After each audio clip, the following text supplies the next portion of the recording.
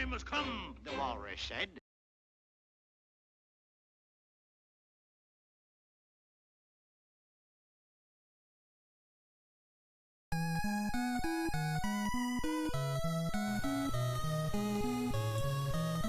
Household robots, rock and roll, were created by master robot designer Dr. Light.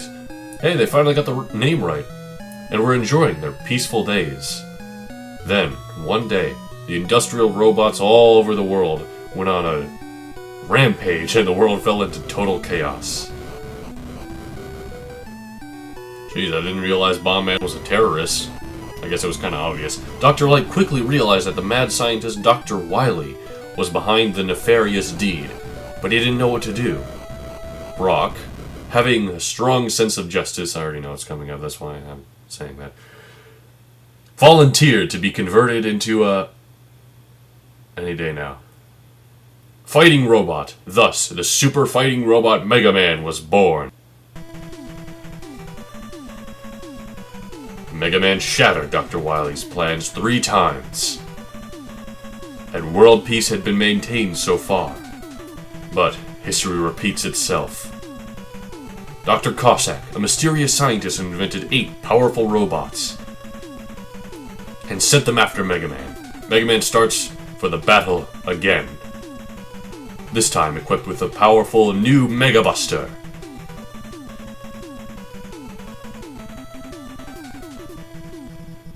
That intro's pretty badass. It beats Mega Man 3's nothing, but the title screen isn't as nice. But anyway, welcome, ladies and gentlemen, to Mega Man 4. Jaina is not joining me right now. She's napping in the living room. That's fine. But, Mega Man 4, this is kind of exciting of an entry just because of that intro. It gets you excited, like, oh, everything's coming together here. The disappointing thing is kind of the story. The game makes it clear that the villain this time isn't Dr. Wily, it's Dr. Cossack, as you can see in the emblem in the center there. These 8 robots are all made by him, a Russian scientist. But we saw Dr. Wily get away last time, and we still don't know exactly all the details with Proto Man, but the story isn't focusing on either of those. Instead, it opts to go for a new plot with Dr. Cossack. I guess they didn't want to have as much finality to this title as I was hoping for, seeing as how they still have a lot of Mega Man games to come out on the NES, because this is when Capcom really got into the groove with these games. They started to shoot these things out yearly, they were doing way more new things with each game, and they weren't having as much trouble developing them as they were with Mega Man 3. Anyway, there are actually quite a few decent first picks. Toadman is probably the most clear first pick, seeing as how he's the easiest robot master in the game to fight. Also, Drill Man and Dive Man are pretty easy to fight once you get to learn them. Dust Man is the one I'm going to be starting with, simply because the weapon he gets me is the one I'm going to get to beat another robot master who has a really useful weapon, being Skullman. Into Dust Man stage we go, and actually, this is something I didn't really focus on, or I didn't really remember, rather, but I really like Mega Man 4's soundtrack. Like, a lot more than I remember I liked it. The main new mechanic, we still have the slide for Mega Man 3, but the main new mechanic is if we hold the shoot button, he charges up a couple times and can shoot a more powerful shot. That's it. It's useful if you're dealing with enemies that take larger hits, like this guy here we can take down in 1 fully charged shot and 1 regular pellet shot. Or, there's a slight charge you can do just if you charge it up a little bit of the ways. And hey, would you look at that? Rush is back! How you doing, Rush? Unlike the items, you weren't omitted completely. That's cool. I'm actually very close to death here. This is where a new character comes in. This is Eddie. He just comes in at every stage and gives you a certain thing. It could be a 1-up, an E-tank even, ammo, or health. And if you don't like what you get, you can always just leave, come back, assuming you don't grab the item, and he'll get you a brand new one, so there you go. A lot of the enemies in this game take a lot more hits to encourage you using the charge shot with the Mega Buster. Ooh, I do not have a lot of health. I'm undoubtedly going to die on my first attempt. I'm actually just going to rush myself at him. I'm not even going to try much, but Dustman, all he does is he shoots a projectile at you that splits into 4, although the 4 directions it splits into are never directly above you, so usually you can get away with just jumping straight up. And he also has an attack very similar to Magnet Man's, where he sucks you in and is invulnerable while he does it, as you can see there. Too early on that jump, that's okay. We almost beat him, actually, with that little health, so, like I said, he's a good pick. One thing you always want to do in this game is you can actually charge your shot before entering, and it'll stay charged. Like right now I can just release the button as his health bar is filling up, and that'll just hit him right off the bat while I can continue to shoot like so.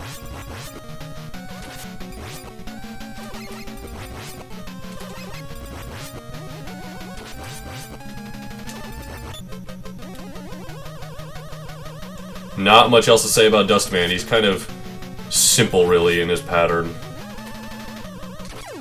Here we are, we beat Dustman. We can actually move around this time after beating the Robot Master. One thing that was interesting for speedrunning techniques is that in this game, in Mega Man 3, after you beat the Robot Master, Mega Man goes to the center of the stage and jumps up. In Mega Man 3, you could move after you beat the Robot Master, so people who were speedrunning would want to go to the center of the stage and then beat the Robot Master so that it would save time. Here, you can move after you beat the Robot Master, so usually you could adjust to the right place. Anyway, the robot who's weak to the Dustbuster is Skullman here. Skullman is one of my favorite tracks in the game up there with... Also, I really like Dive Man's is another one. The Dustbuster attack we just got works exactly like the shot that Dustman himself was using against us. It shoots forward and it splits into 4. It's kinda alright, I don't use it too much though, although it will be very helpful against the boss, because Skullman himself is actually really challenging. That their skeleton enemy you actually want to use a charge shot against. As soon as you hit them, no matter what you hit them with, they'll dissolve and become invulnerable for a small time. So if you hit them with a shot that kills them in one hit, like the fully charged shot, then they won't get the chance to dissolve and become invulnerable for a small time. Alright, Eddie. Don't need health. Okay, we're gonna refresh that. It'd be nice if you can give me a life or an energy tank. I did lose a life in fighting Dustman because I was so low in health when I entered him. Come on, Eddie, you can do better than that. Eddie, come on, you just keep giving me stupid stuff. I need something good, man. Come on. Here we go. Nope, still health. Ammo again. Is he not going to give me anything good? Oh, finally, an extra life. That took forever. I was about to wonder if, like, it was determined by certain things, like what your health and ammo was at, like what he would give you. This part's actually really annoying, because normally with these guys, once they turn around, you jump over them. So that way you can, you know, let them go around you so that you can then finish them, like so. But in this area, you can't jump over them. So the only way is to walk back, walk forward, and then take care of them. And it's kind of cumbersome because you don't know when they're going to turn around. You don't have to go through that section, by the way. You're meant to continue up this ladder. That's just for an energy tank and some health. Do-do-do.